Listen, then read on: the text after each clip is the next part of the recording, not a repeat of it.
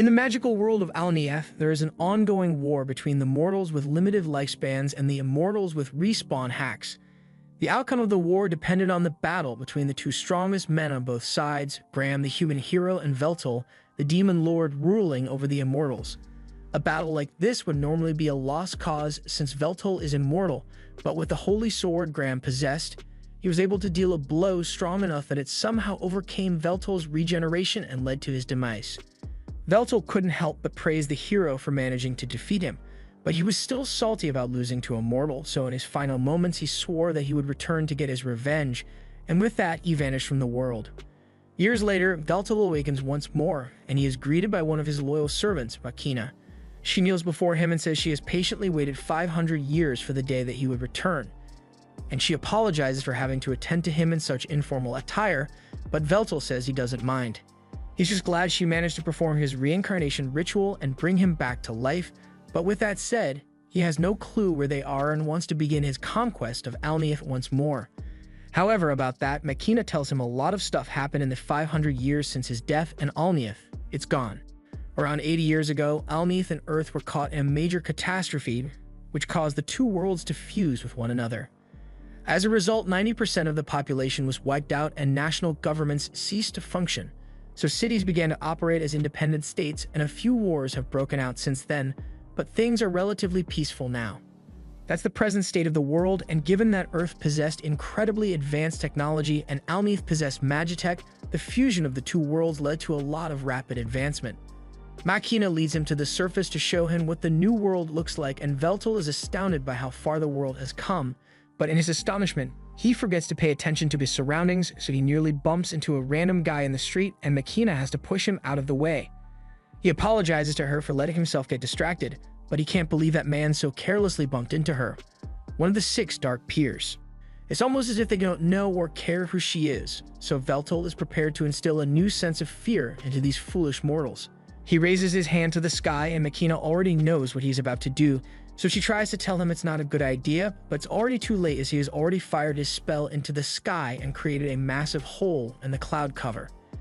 In an anticlimactic turn of events, the people seem more annoyed than scared by the fact that someone was dumb enough to use magic in the city, and an alarm goes off soon after, so Makina explains that it is forbidden to use grand magic within the city, so they have to get out of here before they get in trouble. Veltal doesn't understand why he has to do something as cowardly as running away, but since Makina insists, he goes along with her. However, as they are leaving, Veltal notices someone who looks a lot like the hero Graham. He has no time to confront the man as Makina continues to drag him away. Once they are out of danger, Makina sits down with Veltal and informs him that after he died, the Immortals had to sign a ceasefire with the mortals and the war between them ended. But when the worlds fused 80 years ago, the citizens of the Immortal Kingdom were forced to scatter all across the world, and not long after, the major industries began a crusade against them. Veltal asks what she means, so Makina tells him that the people of the world collectively decided that immortals didn't deserve human rights, so they began relentlessly hunting them. At first it wasn't that bad, but then people developed anti-immortal weaponry, and from that point on, immortals were killed on sight to the point of near extinction. It takes a few moments for Veltal to process that his people have been wiped out, but once he comes to terms with it, he asks Makina if she knows what happened to the other 5 Dark Peers. The whereabouts of May, Sowold, and Ralshin are all unknown, but sadly, Xenol is confirmed to be dead. He sacrificed himself and acted as a decoy so Makina can escape from the hunters, and he said he was doing it for the sake of Veltal, because aside from Ralshin, Makina was the only other person capable of performing Veltal's reincarnation ritual. Xenol had always been a loyal follower of Veltal, so he is grateful to have had such a good subordinate, but there's still one more person Makina hasn't mentioned, so Veltal asks her about Marcus. Makina doesn't really want to talk about Marcus, so tries to change the subject and asks Veltal if he's thirsty. Veltal says he isn't though, so Makina has to make up an excuse as to why he needs to drink something and tells him to wait there while she goes to buy one. While she's gone, a VTuber starts streaming on some billboards, and he's wondering what the hell it's supposed to be, but then he notices several lights flowing around the area, and it seems to be caused by this one girl on a roof near the billboards. It's not clear what she's doing at first, but then she flicks her wrist, and in an instant, all the billboards start playing hub videos. The girl seems pretty pleased with herself, and no one knows she's the one who did it, so she starts walking away. But as she is leaving, Veltal calls out to her and she panics a little because she just got caught. She tries pretending that she's not involved in any way, but Veltal clearly saw her do something with the surrounding ether, and then all of a sudden, the screens changed. She can't believe someone was perceptive enough to figure out what she did based on the surrounding ether alone. So she asks Veltal who he is, although she doesn't take him seriously when he says he's the Demon Lord. Veltal explains that he knows she did something to the giant picture screens, but he doesn't understand the principle behind it, so he would love to learn about it from an expert like her. The girl is flattered that he thinks she's an expert on the subject, so she starts talking about how this was just some basic hacking, and by comparison, leaking the Pokemon files was way harder. All she did just now was take advantage of a fatal flaw in the billboard's logic barrier, and then she just slipped in some spicy videos for fun. Veltal interrupts her speech and tells her she is looking for one of his subordinates named Marcus, and he's wondering if she has any idea where he can find him. The girl points to the massive tower in the middle of the city and says the CEO of that company is named Marcus, so he might be able to find him if he goes there. Veltal follows her advice and heads up to the Heavy Magic Industries in search of Marcus. As he enters, he spots this weird-looking thing waving at him, but he ignores it and heads to the front desk and tells the receptionist that he is here looking for Marcus. But before he's even done speaking, Marcus's private secretary comes down and says she is here to bring Veltal to Marcus. They both get on an elevator headed to the top of the tower, and while they go up, Veltal notices that the secretary has a pin of that thing he saw when he came in, so he asks what that is about. She proudly exclaims that this is the mascot of the company, and they plan to create a brand around it in the near future. Eventually, Veltal arrives at the top of the tower, where he finds Marcus sitting atop his throne. Marcus says it has been a long time since he last saw Veltal, but Veltal finds it disrespectful that Marcus is remaining seated while in the presence of his king. Marcus ignores him and asks what business he has here, so Veltal says he wants Marcus to help him rebuild the Immortal Kingdom. Marcus laughs in his face for a solid minute before telling him that he won't be doing that in a mocking tone. Veltal feels insulted, so he prepares to teach Marcus a painful lesson in respect. However, before he can cast his spell, Marcus's assistant strikes at him with a blade, so he is forced to dodge out of the way.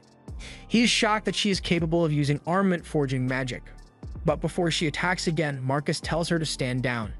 He then turns to Veltal and tells him he has become weak because in his prime, he would never have felt threatened by magic of that scale. How exactly doesn't he intend to take over the world if a single human is able to give him so much trouble? Marcus refuses to serve a king who is so pitiful, so he tells Veltal to get out of his sight before he forces him. Veltal is enraged and begins casting a spell to take Marcus down, but before he can finish, Marcus has already cast his spell Breaker, and Veltal is left in shock because Marcus was never gifted enough to outclass him in spell casting. Marcus has been waiting for this moment for years, so he takes great pleasure in telling Veltal that his strength is a relic of the past. He reveals the implant in the back of his neck, but Veltal doesn't know what that thing is, so Marcus pulls up an instructional video explaining everything about it. The device is called a Familia, and while using magic normally requires a 5-step process: initialization, construction, expansion, incantation, and proclamation. This device allows people to skip 3 steps, so now anyone, and I mean anyone, can use magic at high levels. And in case Veltal is getting any ideas about implanting a Familia of his own, Marcus specifically designed it to be incompatible with higher beings like Veltal. That means he can never use a Familia, and while his natural spellcasting speed is superhuman compared to AI spellcasting, he might as well be sending his spells by mail. Veltal asks why Marcus is doing all of this, so Marcus reveals that he had never liked Veltal from the very day they met. He was tyrannical, arrogant, and worst of all, he had the skills to warrant his arrogance, so Marcus could never oppose him back then, but that all changes now. He tells Veltal that it's about time for him to leave, so he begins launching several blood swords at him, and Veltal isn't able to dodge all of them, so he ends up getting stabbed several times and launched out of the window. Marcus has always wanted to do that, and now that he has finally triumphed over Veltal, he declares that he is the new Demon Lord. But all that aside, his secretary really wants to discuss the promotional ideas she has for the company mascot, so Marcus tells her to submit her ideas at the next planning meeting. Meanwhile, Veltal has crash-landed back into the city, and his regeneration is far slower than it used to be, so he's having a hard time recovering from his injury. He tries to walk out into the street, but he accidentally bumps into someone, and as a result, he gets into a fight that he immediately loses. Now look at him laid out in a pile of trash, and wondering why he keeps losing to mortals like he lost to Graham until Machina eventually finds him. Machina gets him onto a train and begins apologizing for hesitating to inform him of Marcus's betrayal, and because of her hesitation, he ended up being disgraced so badly. He tells her there's no need to apologize because even if she had told him, he would have still wanted to confirm it for himself. Once the train comes to a stop, Machina leads Veltol to the apartment building she lives in and tells him this is her home. Veltol thinks she means the entire building belongs to her, but Machina leads him into her small room and explains that this is where she really lives. Veltol thinks she is joking at first, but Machina is dead serious because this is all she can afford with her salary. Veltol realizes she has been living like this all this time while waiting for his return, so he pulls her close and thanks her because he will never forget the loyalty she has shown him. Centuries ago, Machina was being persecuted by the people of her time because after they found out that she was immortal, they naturally blamed her for all their problems and decided that the best course of action would be to throw her into a volcano. However, before Machina could hit the lava, Veltol appeared out of nowhere to save her. This was their first time meeting, and the only reason Veltol came was because he heard there was another immortal like him in the area, and after seeing Machina for the first time, he was not disappointed. He extended an offer to her to devote her body and soul to him. And from that day forward, Machina has remained loyal to Veltol. She soon wakes up to her alarm, and before Veltol wakes up, she heads to the kitchen to make breakfast. While waiting for the soup to boil, she calls on her virtual assistant, Eliclate, and a miniature version of herself appears in her field of view. It gives her a breakdown of the date, time, and current weather conditions. Machina asks Elec how she's doing, so Elec runs a full diagnostic check on her systems and reports that everything is in perfect working order, which is good, but that's now exactly what Machina was asking. Machina finishes up with breakfast, and once she is done, she goes to wake Veltol up and serves him the food. He's never seen food like this before, but just by its smell, he can tell that it is going to taste great. He picks up the chopsticks to try it, and sure enough, he loves the food Machina made for him, and hearing that makes her extremely happy. Once he is done eating, Veltol asks if Machina knows of the location of any other immortals, and she does know of a few other immortals who managed to escape the immortal hunts. But recently, immortals have been going missing, and Machina has even lost contact with two of her close aides, Ornard and Palmlock. She hopes they just went into hiding, but with no way of contacting them, she can't be sure. Veltol asks if immortal hunts still happen, but she answers that the hunts actually ended decades ago. The hunts were started by Marcus to secure his position at the top, and now that he has all the power, he has no reason to continue. The resentment people had towards immortals has also dwindled over the years, so it's not particularly dangerous to be seen outside. After Machina's aides went missing, she went to their apartment to check up on them, and the place was a mess, so she assumes a fight happened. But the only clue she could find was this note with the words Immortal Furnace written on it. As Veltol reads the message, he reaches for his cup of tea, but sudden sharp pain causes him to flinch, so he spills it everywhere. It seems that he still hasn't fully healed from the injuries he sustained yesterday, and it's not just his regeneration that got weaker, everything about him is weaker than he used to be. Even that spell he cast her when he first arrived would have had a much greater effect if Veltol were at full power, and Machina attributes this to the fact that the faith Veltol used as power during his prime no longer exists. As of now, he is only spoken of in history books. Without recognition, Veltol's powers will never truly return to him, but he thinks that should be easy enough to solve as he just has to make himself known once more. With that said, he tells Machina that he wants to head out and explore the surrounding area since sitting around all day would be bad for him. So Machina suggests that the two of them should go shopping. Out in the city, the first thing they should do is get Veltol a set of good street clothes, so they walk into a store and Machina asks him to step on the platform so the machine can take a 3D scan of his body. She apologizes for being limited to cheap store clothes due to her budget, but Veltol tells her he doesn't mind since his natural beauty would look good in any attire. After taking his measurements, she asks if Veltol has any preferences, but he doesn't know much about the style of the current era, so he leaves the choice up to Machina. Machina decides to ask Elec to make the most optimal choice for Veltol, taking into account budget and practicality, so after a bit of processing, Elec settles on a tracksuit. Machina doesn't think a tracksuit would be a good idea, but once Veltol sees it, he absolutely loves the way it looks, and he is even more intrigued by the design on the back. So Machina explains it's an old language used by the people who used to live on this land, and the symbols on the jacket spell out Demon Lord. Since Veltol seems to like it, she takes the tracksuit for him and walks out of the store. But before she leaves, he gets her attention because they haven't paid for it yet. However, Machina explains that all transactions are performed automatically. After that, they have some food at a fast food joint, and while they are sitting together, Veltol asks Machina what it's like to have a Familia installed. Marcus's betrayal aside, the Familia is without a doubt a revolutionary device, so he is curious about it. Makina explains that it is really convenient since it not only allows for easier use of magic, but it can also be used to gather information, go shopping, or even communicate. Before Familias were mainstream, people had smartphones to do these things, but it was really inconvenient to have to hold it. Veltal asks her to let him see it, so he turns her around and begins touching it. Makina is a little startled at first, but she's actually really enjoying this, so much so that her Familia has to warn her that her heart rate just spiked. Once he is done inspecting it, Veltal asks her if it isn't uncomfortable having the Familia installed in the nape of her neck.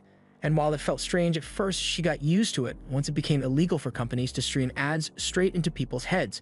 It's difficult to live daily life without one of these, but at the same time, having a Familia doesn't necessarily make your life better, as shown by her current living situation.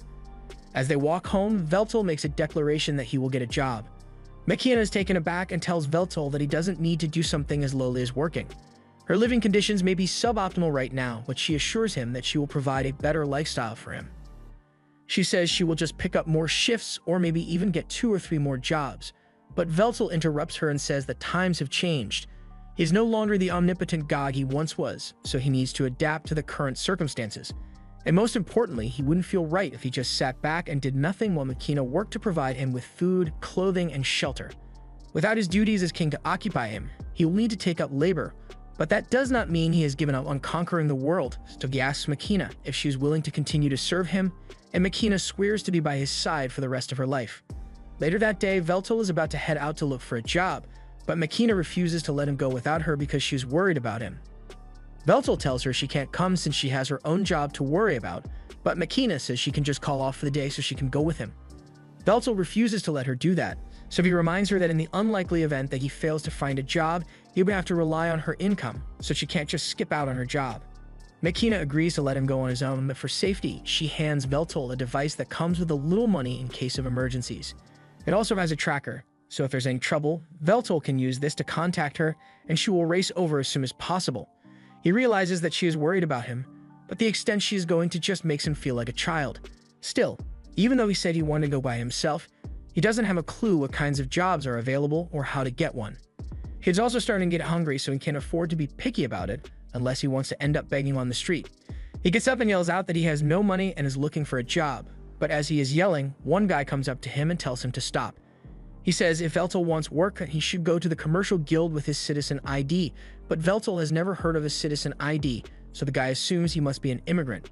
Since it's clear that Veltal doesn't know anything about the city, the man informs him that this is his turf, so Veltal can't be doing stuff like this out here.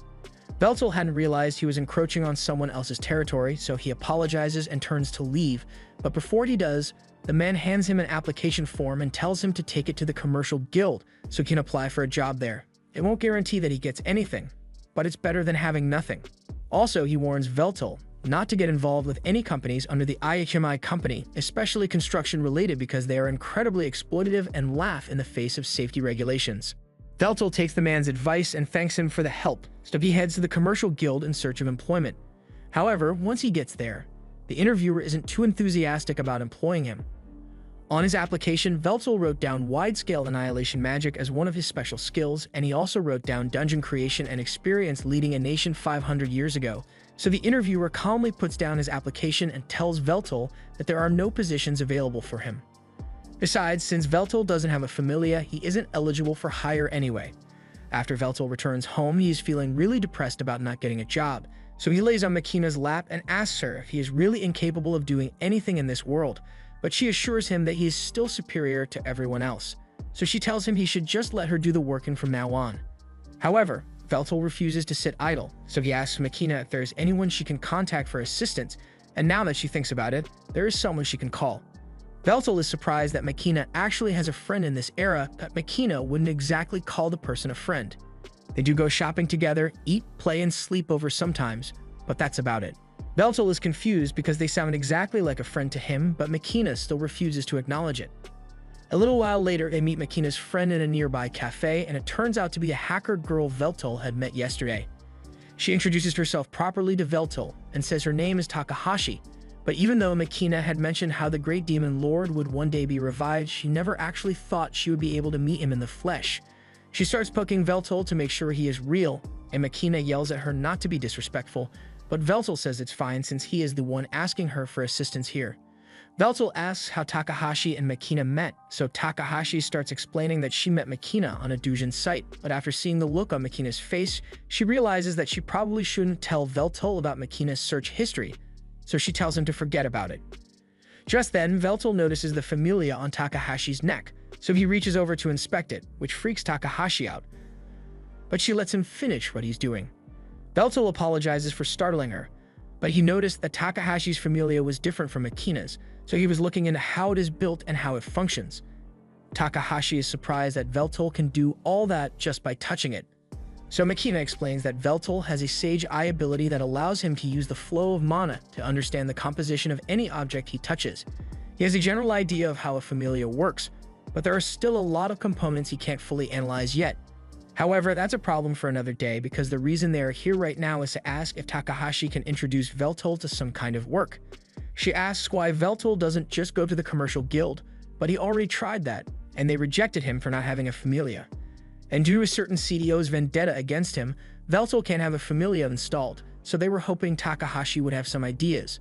Takahashi thinks about it for a second, and Veltal is a young-looking, 500-year-old demon lord with a great voice, a handsome face, and no familia. Yeah, there's only one clear option available, so it has been decided that Veltal will become a streamer. Takahashi explained that streamers post videos of themselves doing stuff online, for which they receive money from ad revenue or donations. She even has some leftover equipment from when she used to stream, although it will be a little outdated.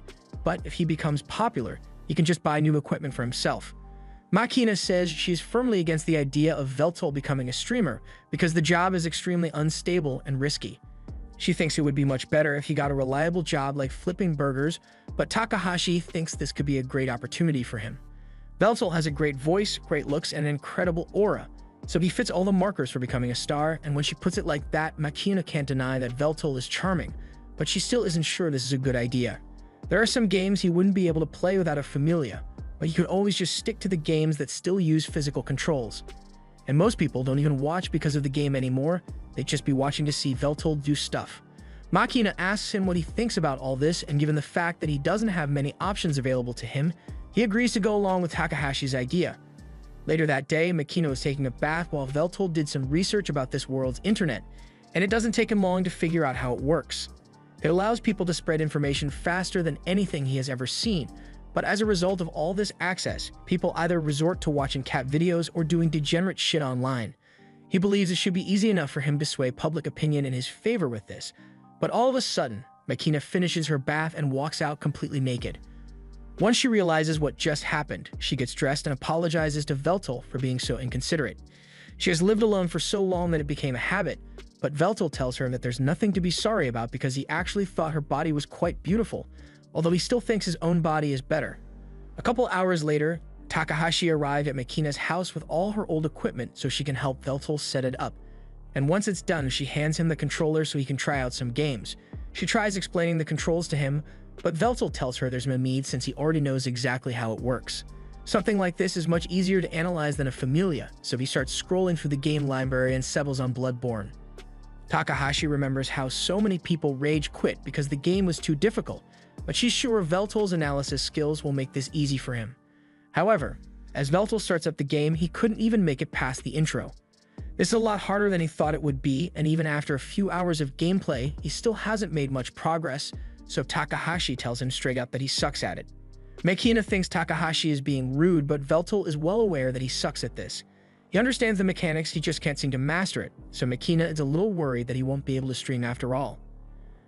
On the contrary, Takahashi thinks this will actually work out great for Veltal's online image, because the only thing the internet loves more than a hot guy is a hot guy who fails confidently. But before that, Takahashi says they need to work on Veltal's introductory greeting. Veltal asks if he can just introduce himself normally, but Takahashi tells him that that's not an option. There are already over 5 million streamers in the world, and barely 1% of those streamers actually make enough money to survive, so if Veltal wants to get into the business, he has to think of a way to leave an impression on as many people as possible with his greeting. Takahashi seems to think the greeting is a really big deal, so Veltal asks Makina if she has any ideas on what he could use as a greeting. Makina thinks about it for a second, and she thinks it would be best if he just adapted one of his warding declarations and used that.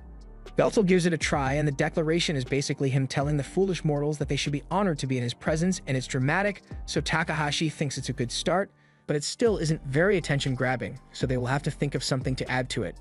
In the meantime, Takahashi says she will give Veltal a crash course on everything he needs to know about streaming. Basically, he's going to need to stream every day, even if no one is watching, and no matter what he does, he has to avoid talking about any erotic or racist stuff, because that'll get him banned quicker than Asmongold. Most important of all, while Veltal is streaming, Makina has to make sure she never gets caught on camera, because they can't have people thinking she's his girlfriend. As a friendly gesture, Takahashi asks one of her friends to help promote his stream, but he owes her a favor after this. Time goes on, and Veltal starts becoming more and more popular, but when the trolls inevitably invade his stream, he is absolutely unfazed and even encourages them to keep roasting him. It doesn't matter to him since he gains power from having others think about him, so even negative publicity works out in his favor. Before long, through hard work and determination, Veltal reaches 1 million views, and for his latest stream, he will be playing Bloodborne 3 non-stop until he clears it. However, while he does this, there's a camera being pointed at Makina's house, and it captures the moment Makina gets home from work. As Makina enters, Veltal has just successfully cleared the game, so he is celebrating his victory, and many of his fans congratulate him on it. He had improved a lot after finishing the first and second Bloodborne games, but this was still insanely difficult to beat, and he's glad he got through it. He thanks all his fans and haters for sticking with him until he was done, but with that said, he has to end the stream for today. Once he is done, Veltal breathes a sigh of relief, and Makina opens the door to check if he needs anything. Veltal says he's fine and he's going to head out because he has a package he wants to pick up. Makina offers to go pick up his package for him instead, but Veltal has been looking for an excuse to move around for a while, so Makina says she will have dinner ready for him by the time he gets back. He heads out into the city, and as he walks through the slums, he talks about how distorted and trained the social structures are in this city. However, as he continues to walk, he is shocked to come across a familiar face sitting on the side of the road. The hero Graham. Back in the day, Graham was a kind brother and was taking care of his little sister, Melina, who had fallen ill. He comforted her and said he would head out to gather some medicinal herbs to help her recover, but as he was about to leave, his father called out to him and handed him a sword. He had heard that there were monsters active in the forest, so he wants Graham to take the sword so he can protect himself if he runs into anything dangerous. His mother is also worried about his safety, so she says a small prayer for him before he leaves, and Graham thanks both of them for their consideration. He went out into the forest that day, and the herb gathering went smoothly, but as he was returning home, he ran into an army of lizardmen under the leadership of Zanol, one of Veltal's generals. Since he was hidden, he didn't have to fight them, but he wondered what they could possibly be doing in such a remote location. To his horror, when he returned home, he discovered that his home, along with his entire family, had been burnt to the ground. And from that day forward, he swore that he would get his revenge on Veltal. But right now, he has a dazed look in his eyes, and he is seated next to his sworn enemy. Veltal begins talking about this udon shop and assures Graham that this is one of the best joints around, but Graham doesn't have much to say about that. Veltal tries to keep the conversation going and says that the food of this world is far better than it was back in his day, and Graham agrees, but he still doesn't have much to say. The food finally arrives and they are both about to eat, but Graham finally says something and talks about how strange it feels to be slurping noodles while seated next to the enemy who killed his family and friends. Veltal feels the same way since Graham single-handedly killed several of Veltal's vassals, but right now, he bears no hatred towards Graham at all. He's just curious to know how Graham managed to survive this long when he's immortal. The only explanation would be if Graham somehow became immortal, but that would go against his entire ideology of making the most out of a limited lifespan. Graham explains that he didn't give up his mortality. Rather, as a reward for defeating Veltal, the goddess Meldia gifted him with the blessing of eternal youth, and while that blessing has allowed him to live this long, it doesn't make him immortal. Veltal comments that goddess Meldia must have been quite fond of him, so you can imagine her granting him such a blessing. After Graham ended the war with the Immortals, Immortals began starting wars among themselves again, so he was ordered to go out to the battlefield and slay the same mortals he had once fought to save. And even after the Civil War had ended, the people turned their hatred towards Graham for some reason. Veltal believes an outcome like that was inevitable since people naturally fear individuals with great power. Graham was exiled from the kingdom, so he was forced to wander for centuries until Fantasian happened and the worlds became fused. Since then, he has killed so many mortals and immortals that he believes there is no place for him left in this world as a hero. He asks Veltal why he sought to rule the world in the first place, so Veltal answers that he was trying to achieve world peace. There are several ways one can become an immortal, like phoenixes, curses, or blessings, so aside from a few rare exceptions, all immortals used to be mortal at some point. Still, mortals constantly ostracized and persecuted immortals because they were different, and the immortals were no better because they did the exact same thing to the mortals. The lesson Veltal took from this was that no matter what you are, people will always hate and fear that which is different. So he believed that the only way to bring about world peace was to stand at the top of the world and rule it to make sure no one had to suffer such persecution. Graham doesn't believe peace through world domination would work, but he also can't deny that people left on their own will never achieve peace because he has experienced the senseless persecution and wars firsthand. Even so, he still refuses to admit that Veltal is right, so Veltal accepts that Graham will never agree with him. Graham gets up to leave and thanks Veltal for the noodles, but before he goes, he tells Veltal that he is glad he got the chance to speak with him. Veltal gets up to leave as well, and while walking down the street, he notices Takahashi down in an alley, and she seems to be in some kind of trouble. She apparently hired this ogre for a job, but now he is trying to extort twice the pay from her. Takahashi tells him he's stupid if he thinks she's going to give him that much money, but the ogre is totally prepared to beat her up if he doesn't get what he wants, so he raises his hand and is about to punch her. However, Veltal grabs his arm and tells him to leave Takahashi alone. He is feeling generous today, so he is willing to overlook the ogre's disrespect, but the ogre recognizes Veltal as the guy he beat up a while ago, so he isn't scared of him. He says he's going to kill Veltal this time, so Takahashi tries telling Veltal to run before he gets hurt, but Veltal says it's fine since he has been meaning to test out how much power he has regained from his 1 million subscribers. As the ogre tries to punch him, Veltal stretches out his hand and catches the punch, but then the ogre activates wind magic and completely shatters Veltal's arm. However, with his powers partially restored, Veltal is able to regenerate his arm instantly and flicks the ogre into a pile of trash. The guy's out cold and Veltal is honestly disappointed since he was expecting more of a fight. Takahashi comes up to him and asks if he is alright, and Veltal says he is perfectly fine, but he wants to know who that guy was and why he was attacking her. Takahashi explains that he was supposed to be her bodyguard for a big job today, but all of a sudden, he started making ridiculous demands. He didn't know the guy was supposed to be her bodyguard, so he apologizes for knocking him out, but Takahashi says it's alright since she just found someone even better. She asks Veltal to become her bodyguard for the day, and she even offers to pay him for it too. So since he owes her a favor, Veltal agrees. Takahashi leads him to the location and tells him that she is trying to steal something from this warehouse, so she needs him to create a distraction while she gets it. Veltal says he understands the objective, but before Takahashi can give him any more instructions, he gets up and despite Takahashi trying to stop him, he has already kicked down the door to a major Yakuza operation. This was the end of episode 3. Subscribe to not miss the next part.